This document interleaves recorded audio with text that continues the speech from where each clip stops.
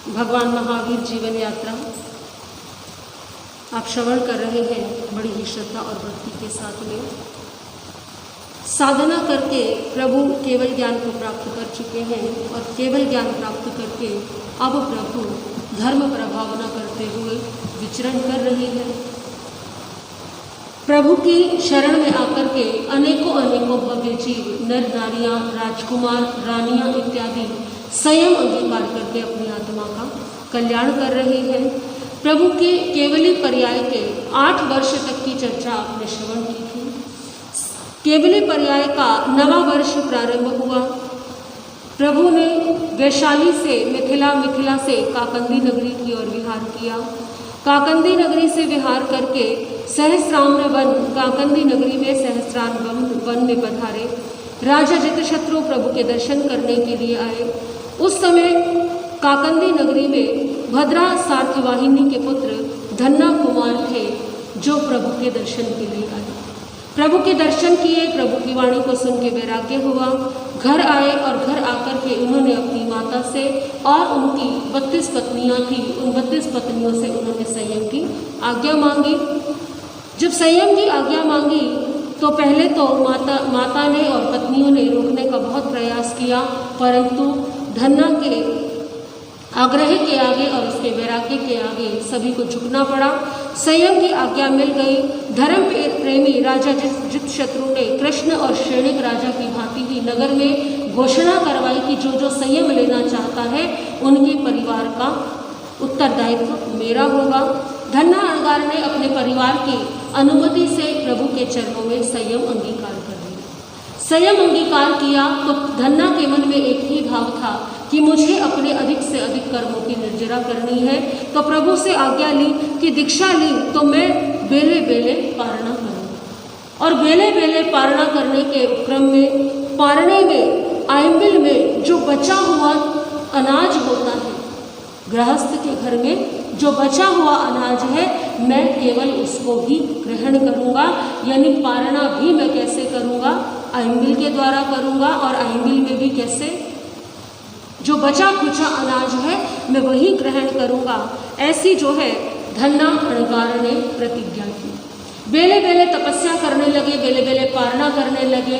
पारणे में आयंबिल और आयंबिल में भी बचा हुआ धान्य, तो आप कल्पना कर सकते हैं कि कितना आयंबिल का पारणा जो है प्राप्त होता होगा, क्योंकि आवश्यक नहीं है कि बचा हुआ अनाज जो है वो पारने के लिए पर्याप्त हो। एक तो पहले ही बचा हुआ अनाज लेना है, दूसरा कि आयंबिल कर रहे हैं तो यानी कि रस का तो पूरी तरह से क्या हो गया?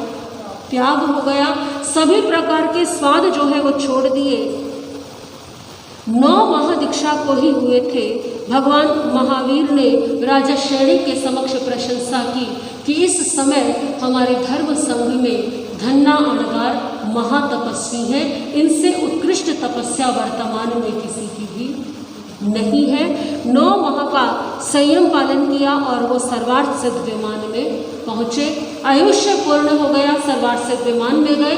वहाँ से महातपस्वी धन्ना अणगार आगे जाकर के मोक्ष को प्राप्त करेंगे। स्वनक्षत्र ने भी संयम अंगीकार किया और सर्वार्थ सिद्ध विमान में गए। फिर प्रभु काकंदी से काम्पिल्यपुर, कोलासपुर, वाणिज्य ग्राम, वैशाली, कंपिलपुर में, कुंडकौली, कोलासपुर में सद्दालपुत्र, इन्होंने जो है श्रावक के व्रत अंगीकार किए और प्रभु ने 9वां चातुर्मास केवली पर्याय का वैशाली नगरी में किया।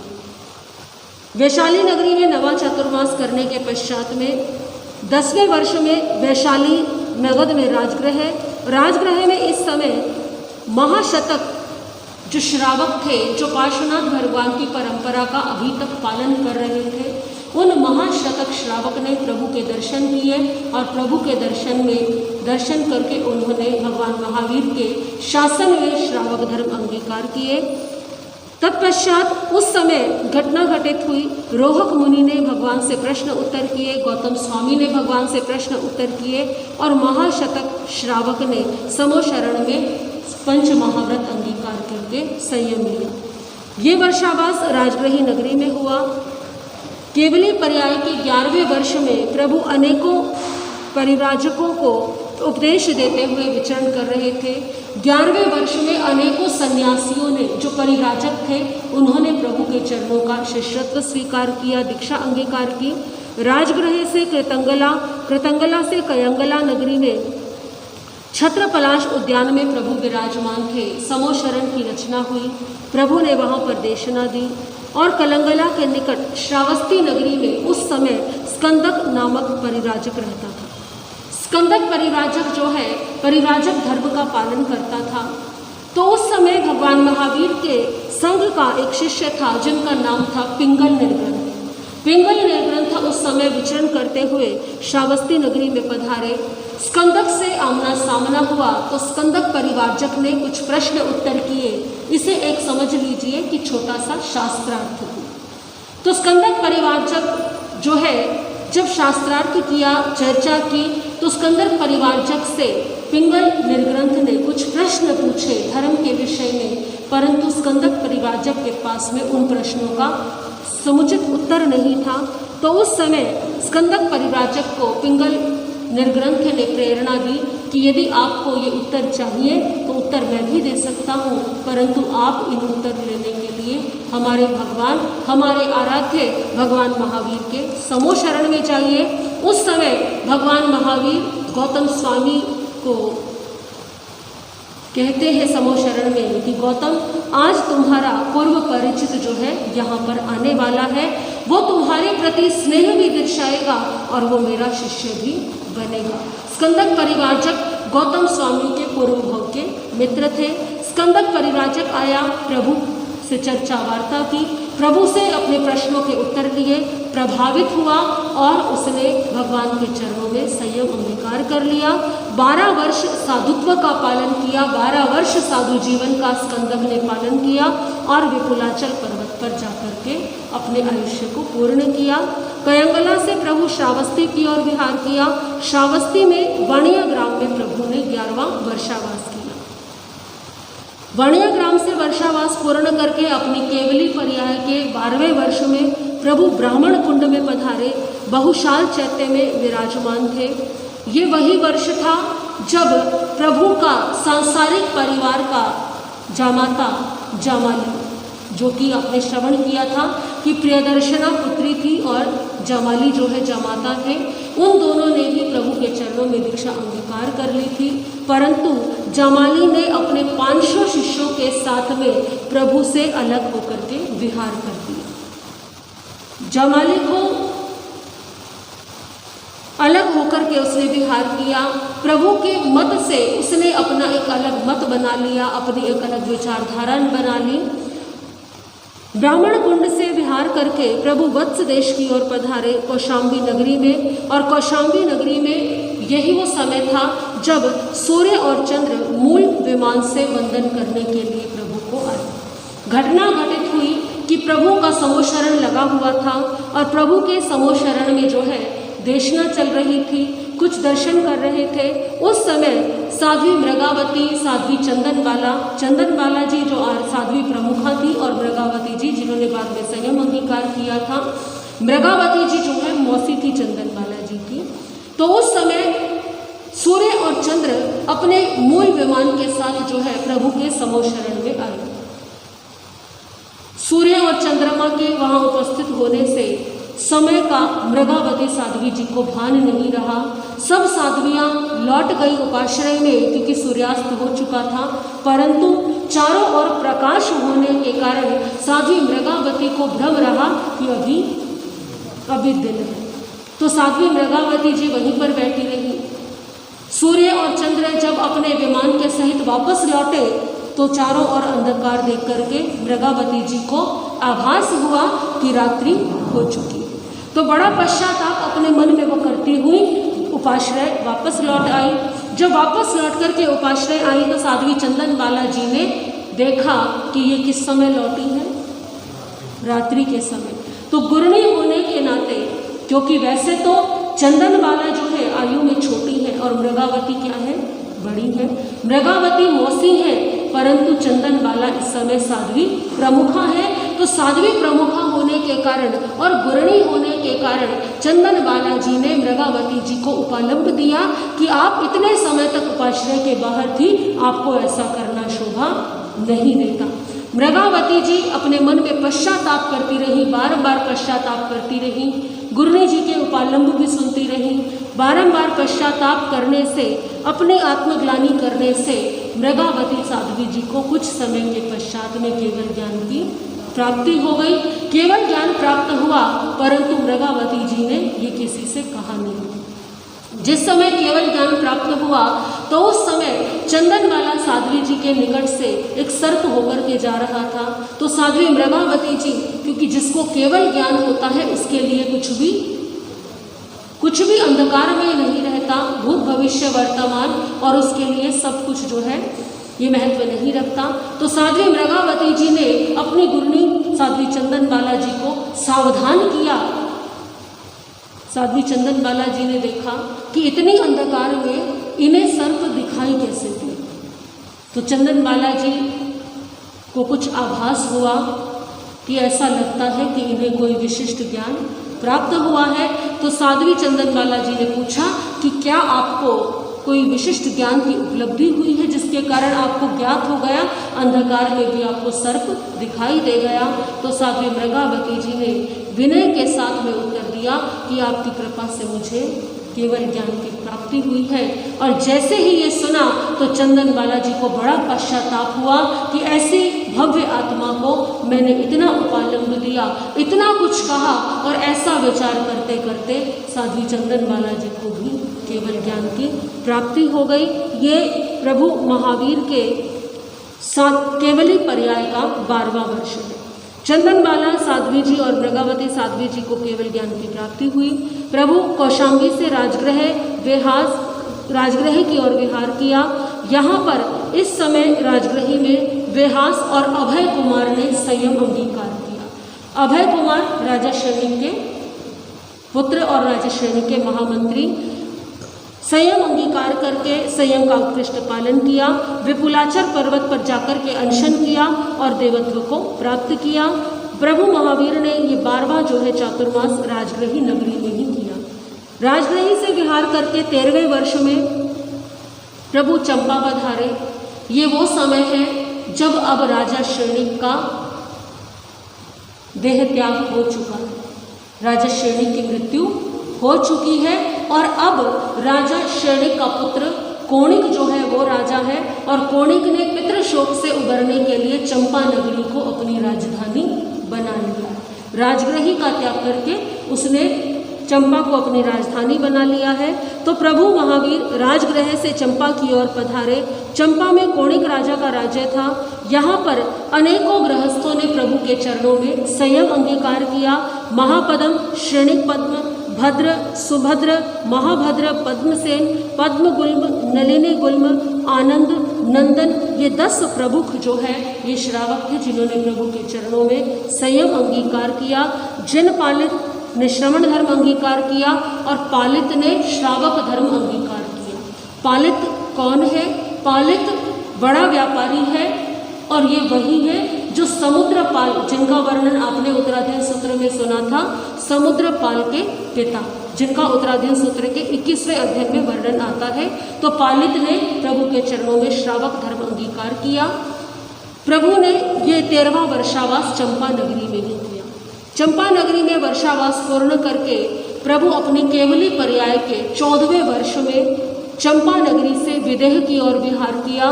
विदेह नगरी के बीच में काकंदी नगरी में प्रभु पधारे। यहाँ पर खेमक गाथापति, धृतिधर गाथापति दीक्षित हुए, जिन्होंने 16 वर्ष संयम का पालन किया और ये विपुलाचल पर्वत पर सिद्ध हुए। खेमक गाथापति और धृतिधर गाथापति का वर्णन अंतकड़ दशांग सूत्र में आता है। विपुलाचल पर्वत पर जाकर के इन्होंने सिद्ध गति को प्राप्त किया।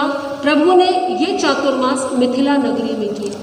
मिथिला से विहार क्रम में अंगदेश होते हुए चंपा नगरी पधारे। पूर्ण भद्र चैत्य जो है वहाँ पर वो रुके, विराजमान हुए। उस समय वैशाली में चेटक और कोणिक का महायुद्ध चल रहा था। निर्यावलिका सूत्र में विशेष रूप से वर्णन आता है इस युद्ध का।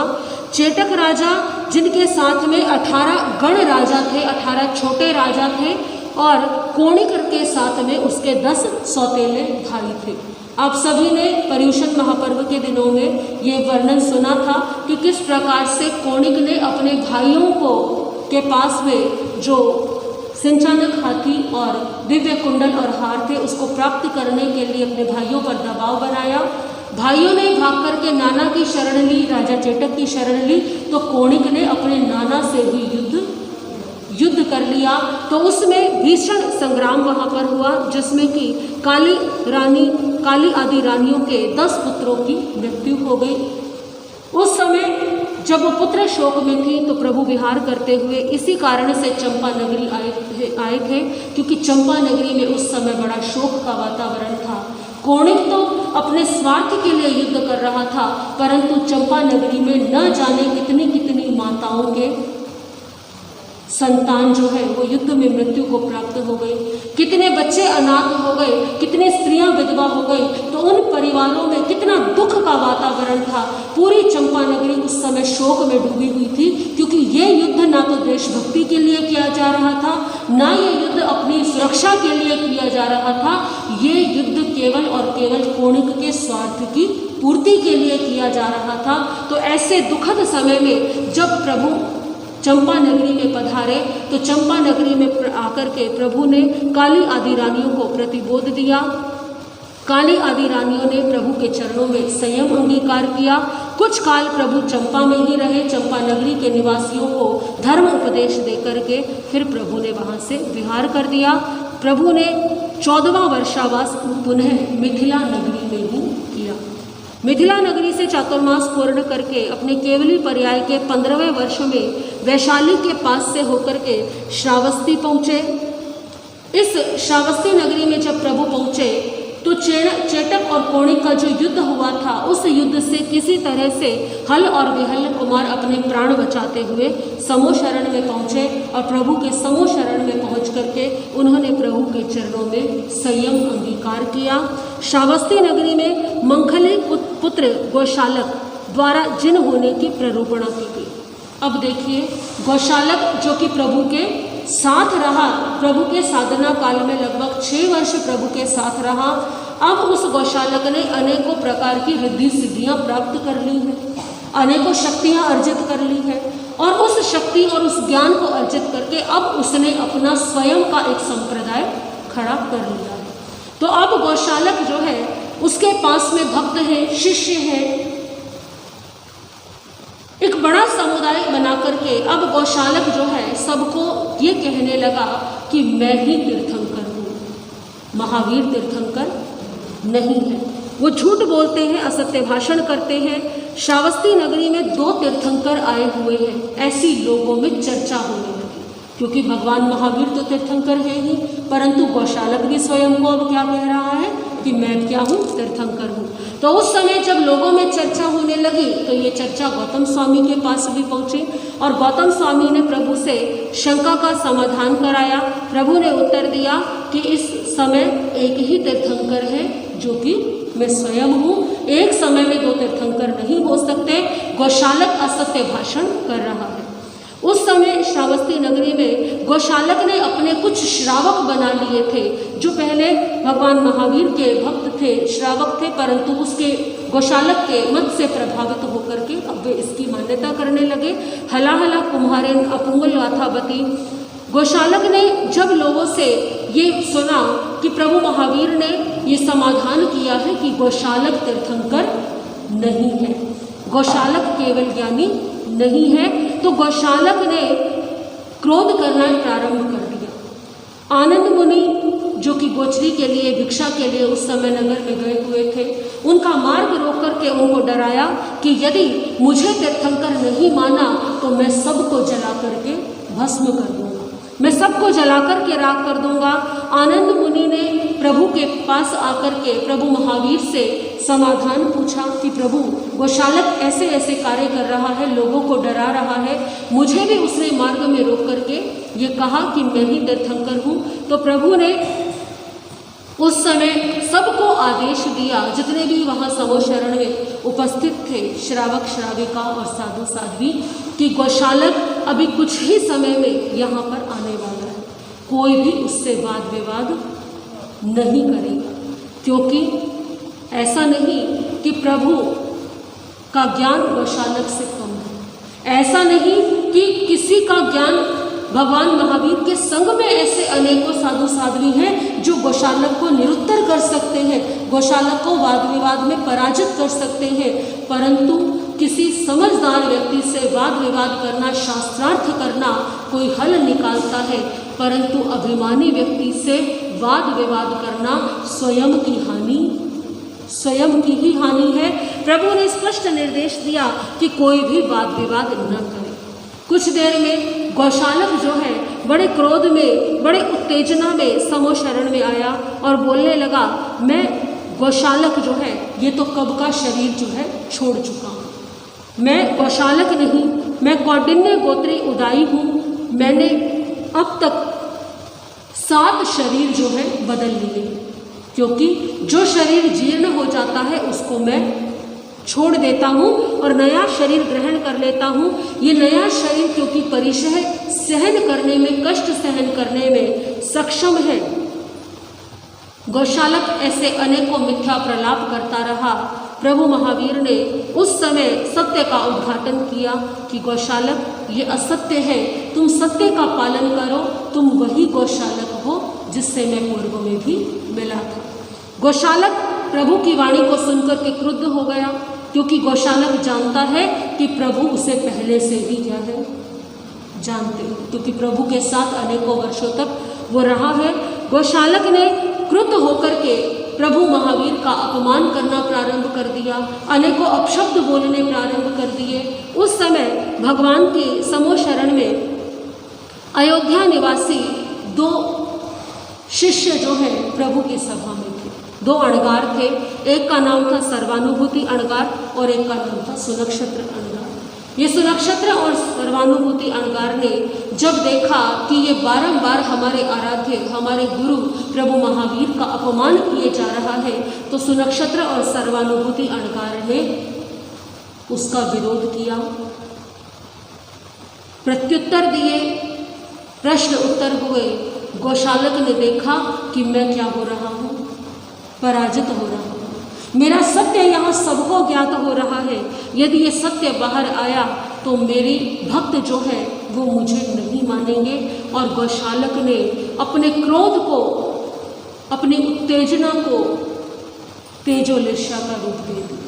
गौशालक ने जो तेजोलेशा की विधि प्रभु के चरणों में रह कर के ज्ञात की थी, आज उसी तेजोलेशा का प्रयोग कहाँ किया गौशालक ने?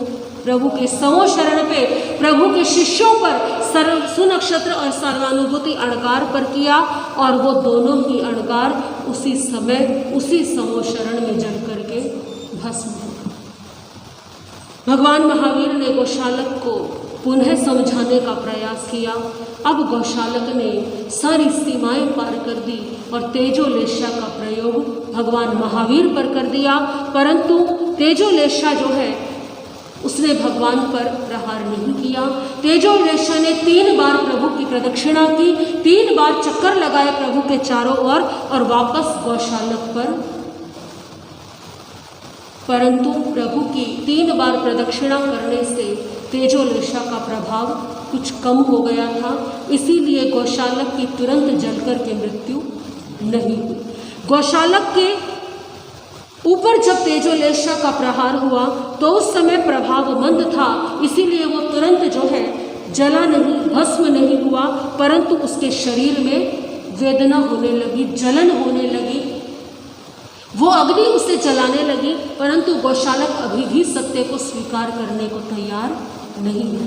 गौशालक ने उस समय भी भगवान महावीर को संकेत करते हुए कहा, महावीर तुम 6 माह में मृत्यु का वरण करोगे।